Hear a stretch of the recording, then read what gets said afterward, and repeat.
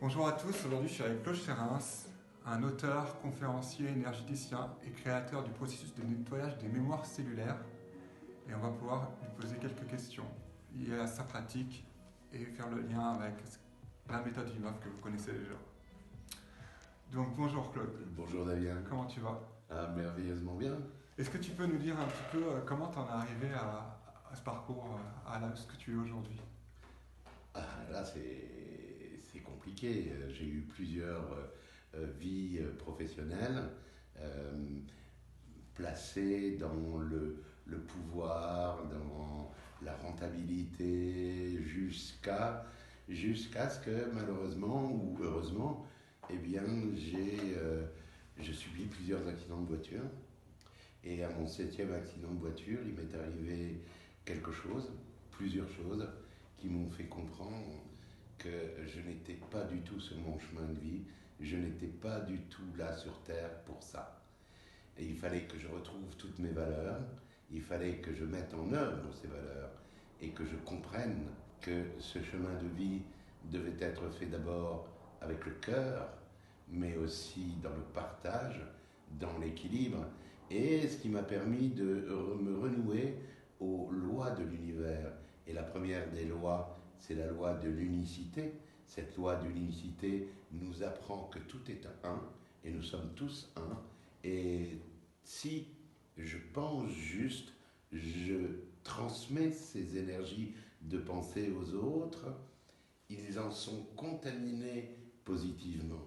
Si je pense mal, si je pense terrible, si je pense profit, si je pense déséquilibre, eh bien je contamine malheureusement les autres, mais aussi moi-même. Et donc il n'était plus question que je sois dans ces énergies qui ne respectent pas mes valeurs, ce pourquoi je suis ici sur Terre, qui suis un être humain, terrien, mais souverain.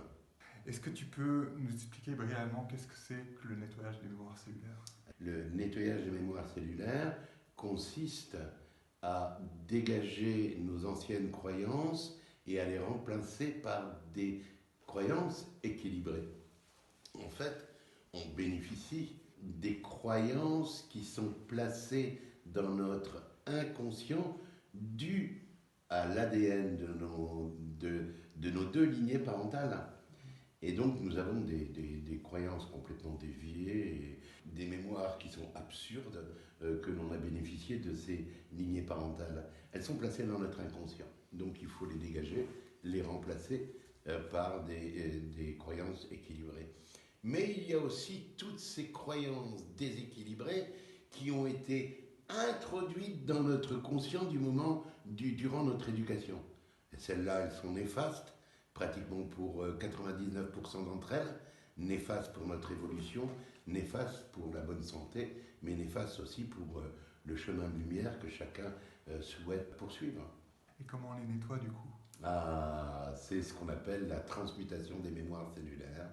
La transmutation des mémoires cellulaires, avant de les reconnaître, de les conscientiser, il faut être d'accord sur ce que l'univers nous montre. À partir du moment où l'univers me montre des événements négatifs, me montre des événements qui vont me créer des émotions, de peur, de colère, etc., eh bien, ces émotions que je vais exprimer vont prouver que je les porte, que je porte ces croyances, que je porte la croyance que ce que je vois qui me met dans ces émotions. Et à ce moment-là, il va falloir après être persuadé qu'elles sont en moi, les évacuer par la transmutation cellulaire et les remplacer, bien entendu, parce que ce qu'on évacue de notre ADN, il faut le remplacer, car sur Terre, le vide n'existe pas. Les remplacer par des bonnes valeurs. Donc j'ai ici un des derniers livres. Ah oui. Se débarrasser des croyances limitantes grâce à la transmutation des mémoires cellulaires. Est-ce que tu peux expliquer comment ce processus il aide avec les croyances limitantes? Les personnes se limitent d'elles-mêmes, de par les croyances inconscientes dues aux lignées parentales, mais également dues à l'éducation. Du style, tu ne peux pas parler quand les autres parlent. Pourquoi je ne pourrais pas parler ? Tu dois te taire à table. Pourquoi je dois me taire à table ? tu dois être persuadé que le pouvoir a toujours raison. Pourquoi je dois être persuadé de ça? Et donc, tout ça va me limiter. À partir du moment où je vais faire quelque chose pour moi qui n'est pas dans la lignée du pouvoir, par exemple, eh bien, je ne vais pas réussir à l'entreprendre puisqu'au plus profond de moi-même, j'ai la croyance que le pouvoir a toujours raison. Donc, je vais me limiter dans la vie, je vais me limiter dans mon développement et pourtant, je ne le veux pas.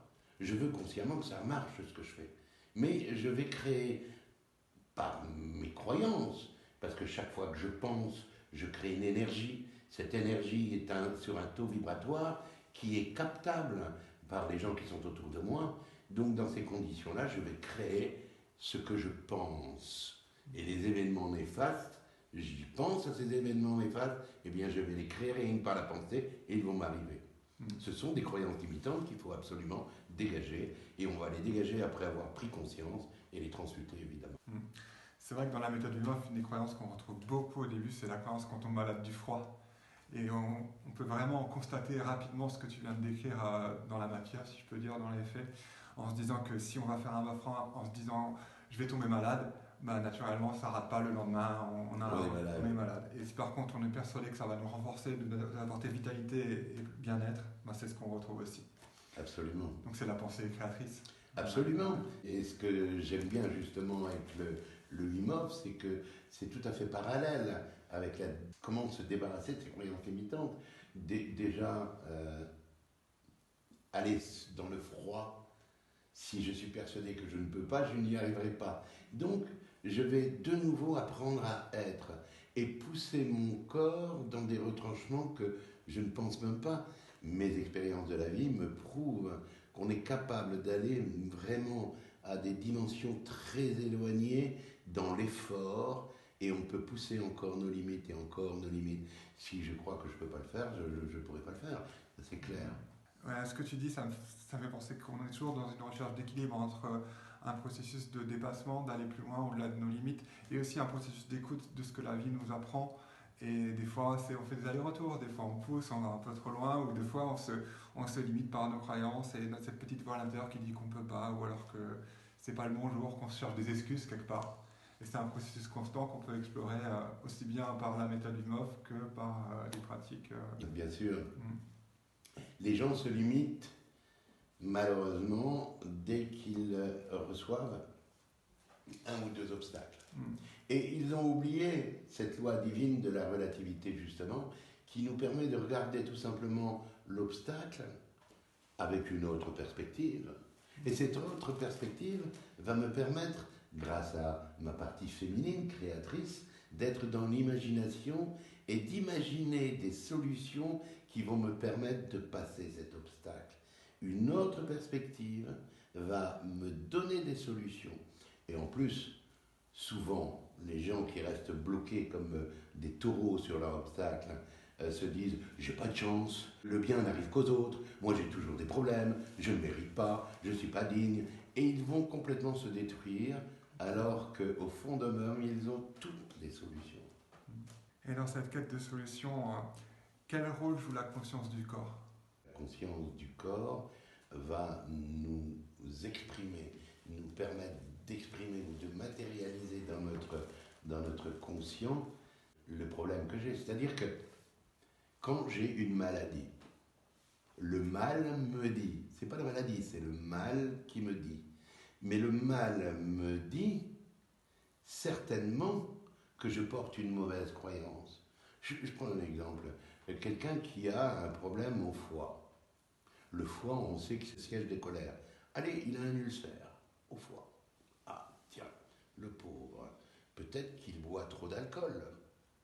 Mais peut-être qu'il boit simplement plus d'alcool parce que son inconscient le pousse à boire plus d'alcool pour rendre malade son foie. Mais le foie est le siège des colères. Donc ici, il suffit de déterminer tout simplement le type de colère qu'il a, les dégager, les transmuter, les remplacer par de l'équilibre, et peut-être qu'il n'aura plus du tout envie de boire de l'alcool pour contaminer son foie. Comment la méthode du MOF peut influencer ou être influencée par le nettoyage des mémoires cellulaires? Alors ça c'est génial parce que la méthode IMOF va nous pousser à faire un challenge avec nous-mêmes. Ici, il n'est pas question de faire un challenge avec qui que ce soit d'autre. On rentre dans les compétitions qui sont malsaines finalement.